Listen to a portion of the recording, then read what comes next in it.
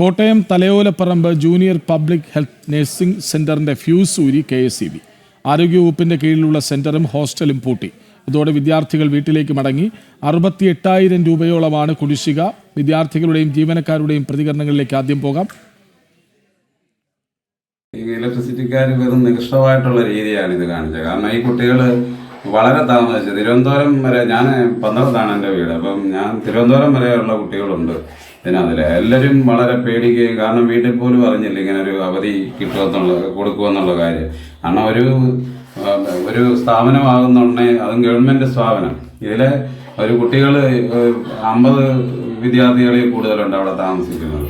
ഇവർക്കാണെങ്കിൽ ഒരു വെള്ളവും ഇല്ലാതെ വെളിച്ചവും ഇല്ലാതെ രാത്രിയിൽ എത്ര സമയം അവിടെ താമസിക്കാൻ പറ്റും. അപ്പോൾ ഇവർക്ക് അവധി കൊടുക്കുകയും തിരുവനന്തപുരം വരെയുള്ള കുട്ടികൾ, എൻ്റെ മോളാണെങ്കിൽ രാത്രി 10:30 കഴിഞ്ഞിട്ടാണ് വീട്ടിൽ വരുന്നത്. നമ്മളോട്ട് അറിഞ്ഞതുമില്ല ഇത് ഇങ്ങനെ ഒരു അവധി കൊടുത്ത കാര്യം. അവിടെ നിന്ന് ബസ്സിന് കയറിയപ്പോഴാണ് വിളിച്ച് പറയുന്നത്. ഇങ്ങനെയുള്ള വളരെ വളരെ നികൃഷ്ടമായിട്ടുള്ളൊരു കാര്യമാണ് ഈ ഇലക്ട്രിസിറ്റി ബോർഡ് ചെയ്തിരിക്കുന്നത്. ഇതിന് ഗവൺമെൻറ് തലത്തിൽ എന്തുവേലും നടപടിയെടുക്കണമെന്നുള്ള ഒരു അഭിപ്രായമാണ്, ഒരു അപേക്ഷയാണ് ഞാൻ പറയുന്നത്. JPHN ട്രെയിനിങ് സെന്ററിൽ പഠിക്കുന്ന വിദ്യാർത്ഥിനിയാണ്. ഇന്നലെ ഞങ്ങൾ കമ്മ്യൂണിറ്റി പോസ്റ്റിങ്ങിന് പോയിട്ട് വന്ന സമയത്താണ് അറിയുന്നത് ഇതുപോലെ കോളേജിലെ ഹോസ്റ്റലിലെയും കൂടി കറണ്ട് കട്ട് ചെയ്ത കാര്യം. ഞങ്ങൾക്ക് ദൂരെയുള്ള പിള്ളേർക്ക് വരെയാണ് ഇത് വളരെയേറെ ബുദ്ധിമുട്ടായിരിക്കുന്നത്. ഈ 50 പെൺകുട്ടികൾ കൂടി താമസിക്കാൻ ഒരു സേഫ്റ്റി ഇല്ല ഞങ്ങളുടെ കോളേജിൽ.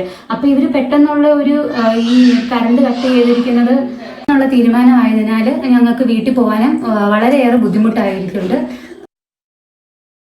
വിവരങ്ങളുമായി മിഥുൻ അയ്യപ്പനൊപ്പം ചേരുന്നു. മിഥുൻ, 68,000 രൂപയോളം കുടിശ്ശികയുണ്ടത്രേ. അതായത് മാസങ്ങളായി KSEBയിൽ പണമടയ്ക്കുന്നില്ല, അല്ലേ?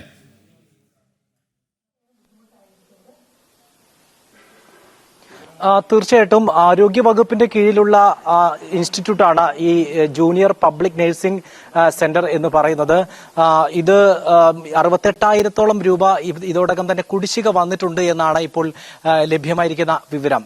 ഇത് ഭാഗികമായി അടയ്ക്കാനുള്ള ഒരു ശ്രമം അധികൃതർ നടത്തിയിരുന്നു. പക്ഷേ അത് കഴിയില്ലെന്നും പൂർണ്ണമായും അടച്ചാൽ മാത്രമേ വൈദ്യുതി ബന്ധം പുനഃസ്ഥാപിക്കാൻ കഴിയൂ എന്നാണ് ഇപ്പോൾ KSEB ഈ ഇൻസ്റ്റിറ്റ്യൂട്ട് അധികൃതരെ അറിയിച്ചിരിക്കുന്നത്.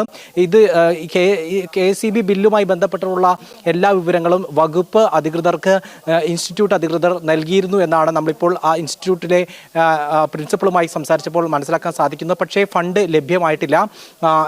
ഫ്യൂസ് ഊരുന്ന നിലയിലേക്ക് എത്തുന്നു എന്നുള്ള വിവരവും വകുപ്പിലെ ഉന്നതരെ അറിയിച്ചിരുന്നു. പക്ഷേ ആവശ്യമായിട്ടുള്ള ഫണ്ട് ഇല്ലാത്തതിനാൽ അത് നൽകാൻ കഴിഞ്ഞില്ല എന്നുള്ളതാണ് ഏറ്റവും പ്രധാനപ്പെട്ട കാര്യം. ഇതിൻ്റെ ഇടെ 24-ാം തീയതി ഫ്യൂസ് ഊരുകയാണ് ഉണ്ടായത്. ഈ സമയം ഫ്യൂസ് ഊരുന്ന സമയത്തെല്ലാം ഏതാണ്ട് 50ഓളം പെൺകുട്ടികൾ ഈ ഹോസ്റ്റലിൽ നിൽക്കുന്നുണ്ട്. ഈ ഹോസ്റ്റലിൻ്റെ ഫ്യൂസ് ഊരി പോയത് വൈകിട്ട് ഇവർ ഫീൽഡിലെ പരിശീലനത്തിന് വേണ്ടി പോയി തിരികെ എത്തിയപ്പോഴാണ് ഈ ഹോസ്റ്റലിൻ്റെ ഈ ഫ്യൂസ് ഊരിയ വിവരം ഇവർ അറിയുന്നത്. ഏതാണ്ട് 3 മണിയോടുകൂടി ഇവർ ഈ വിവരം അറിയുന്നു.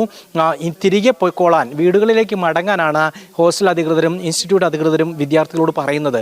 തിരുവനന്തപുരം അടക്കമുള്ള, അതുപോലെ തന്നെ കേരളത്തിലെ വിവിധ ജില്ലകളിൽ അങ്ങോളം ഇങ്ങോളമുള്ള ജില്ലകളിൽ നിന്ന് എത്തുന്ന വിദ്യാർത്ഥികളാണ്. ഈ 3:30 ഇവർക്ക് അപ്രതീക്ഷിതമായി ഇവരോട് തിരികെ പോകാൻ പറഞ്ഞതോടുകൂടി ഇവർ അവിടെ നിന്ന് പലപ്പോഴും അർദ്ധരാത്രികളിലാണ് പല വിദ്യാർത്ഥിനികളും വീട്ടിലേക്ക് എത്തിയത്. ഇത് വിദ്യാർത്ഥികളുടെ സുരക്ഷയെ പുല്ലുവില കൽപ്പിക്കുന്ന നടപടിയാണ് എടുത്തത് എന്നാണ് ഈ രക്ഷിതാക്കളെല്ലാം തന്നെ പരാതിപ്പെടുന്നത്. പലരും വളരെ ഭയന്നാണ് വീട്ടിലേക്ക് മടങ്ങിയത്.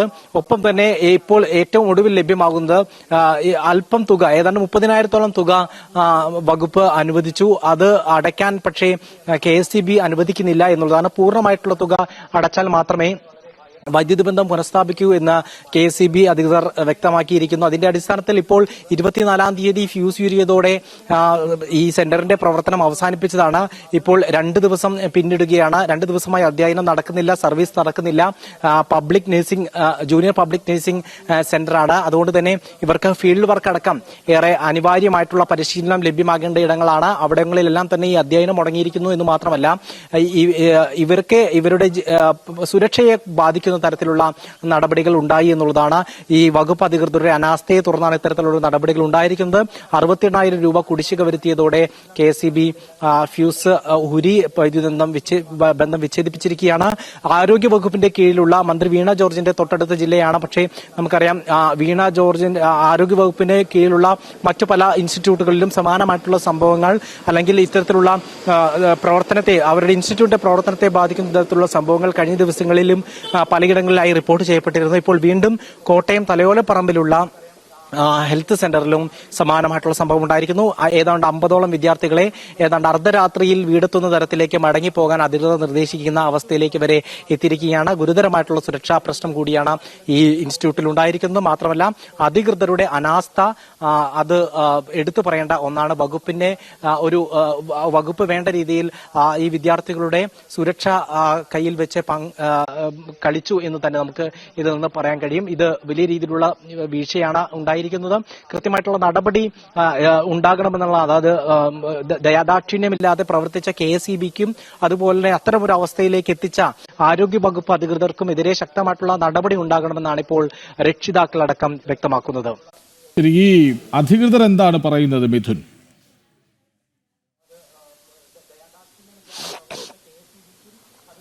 ഈ കോളേജ് അധികൃതർ വ്യക്തമാക്കുന്നത് തങ്ങൾ ഇക്കാര്യം അറിയിച്ചിരുന്നു.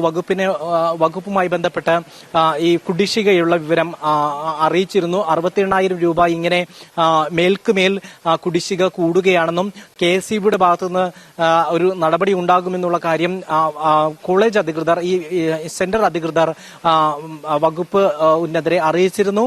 പക്ഷേ ഫണ്ടില്ല എന്നുള്ള നിരന്തര മറുപടിയായിരുന്നു ലഭ്യമായിരുന്നത്.